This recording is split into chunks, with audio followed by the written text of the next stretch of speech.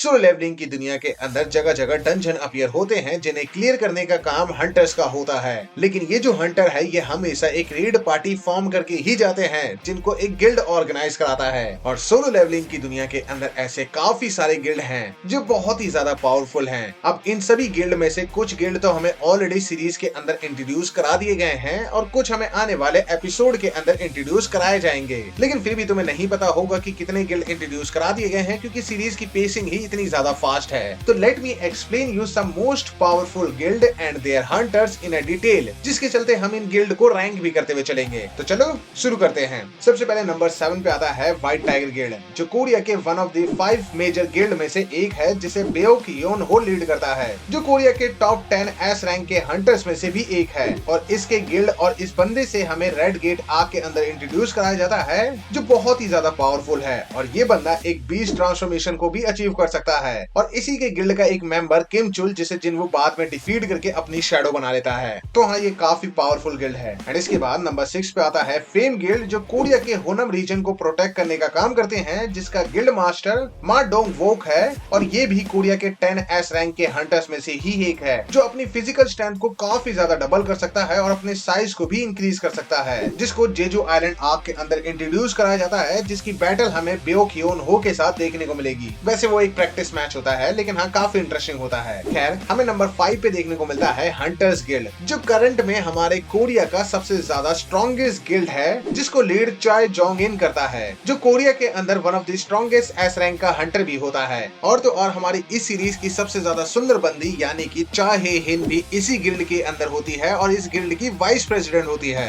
तो कोरिया के 10 S rank के हंटर्स में से तो 2 यही मौजूद होते हैं। इसी वजह से ये गिल्ड काफी ज्यादा स्ट्रॉन्ग होता है। अभी जो एपिसोड 4 हमने देखा था सोलो लेवलिंग का, उसके अंदर इसी गिल्ड के हंटर से हमें इंट्रोड्यूस कराया जाता है। और एपिसोड 5 के अंदर भी इसके काफी सारे ए रैंक के हंटर से हमें इंट्रोड्यूस कराया जाएगा। जिसके बाद नंबर 4 पे आता है ड्रॉ स्वॉर्ड गिल्ड, जो जापान का तो स्ट्रॉन्गेस्ट गिल्ड है, लेकिन अगर हम एशिया की बात करें तो पूरे एशिया के अंदर ये नंबर 2 के ऊपर आता है, जिसके अंदर टोटल 11 एस रैंक के हंटर होते हैं। और इसे लीड करने का काम भी एक एस रैंक का हंटर ही करता है, जो हमारे जापान का नंबर 1 हंटर होता है, यानी कि गोटो रियोचू, जो जेजू आइलैंड आर्क के अंदर इन सभी हंटर्स के साथ मिलके मेजॉरिटी ऑफ एंड को डिस्ट्रॉय करने के लिए रिस्पॉन्सिबल होता है। लेकिन इस बंदे का सामना होता है एंट किंग से।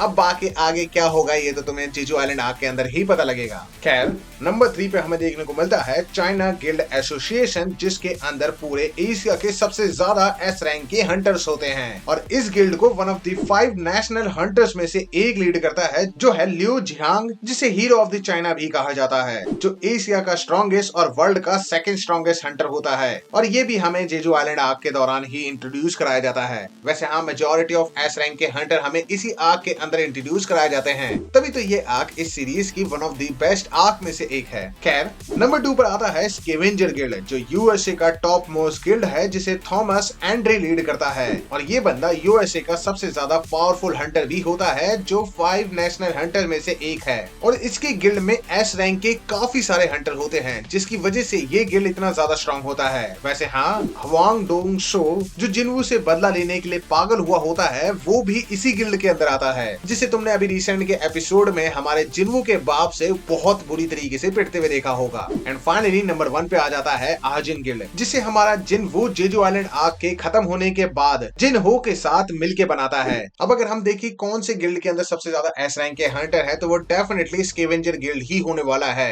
क्योंकि वो बहुत पावरफुल होता है। लेकिन अकेला हमारा जिन्वू इतना ज्यादा स्ट्रॉन्ग हो जाता है कि वो इस गिल्ड को नंबर 1 की पोजीशन पे ले आता है। और तो और वो सीरीज के अंदर एक पॉइंट ऐसा आता है जहां वो पूरे स्केवेंजर गिल्ड के सभी हंटर्स को अकेला डिफीट कर देता है, इवन थॉमस एंड्रे को, जो यूएसए का सबसे ज्यादा स्ट्रॉन्गेस्ट हंटर है। वैसे इस गिल्ड के अंदर आगे चाय हे हिन भी आने की कोशिश करती है, लेकिन जिन्वू उसे रिक्रूट करने से मना कर देता है। लेकिन बाद में वो सू यून को हायर कर लेता है, जो गिल्ड के बाकी काम करने के लिए रिस्पॉन्सिबल होती है। तो अब तुम्हें पता लग चुका होगा कि सीरीज के अंदर सबसे ज्यादा पावरफुल गिल्ड कौन सा है और कौन सा गिल्ड कौन सी पोजीशन पे आता है। बाकी अगर तुम्हें ये जानना हो कि हमारी सीरीज के अंदर कितने एस रैंक के हंटर है, तो मैं वो भी डिटेल में एक्सप्लेन कर चुका हूँ विद देयर एबिलिटीज, तो तुम उस वीडियो को भी चेकआउट कर सकते हो। तुम्हें लिंक डिस्क्रिप्शन बॉक्स और आई बटन पे देखने को मिल गया होगा। बाकी हाँ, अगर तुमने सोलो लेवलिंग की मानवा पढ़ रखी है और तुम्हें ये काफी अच्छी लगती है, तो तुम इसकी सीक्वल मानवा भी चेकआउट कर सकते हो, जिसे मैं ऑलरेडी 3 पार्ट में एक्सप्लेन कर चुका हूँ। बाकी हाँ, ऐसे ही और वीडियोस अगर तुम्हें देखते रहना है तो चैनल को सब्सक्राइब कर देना।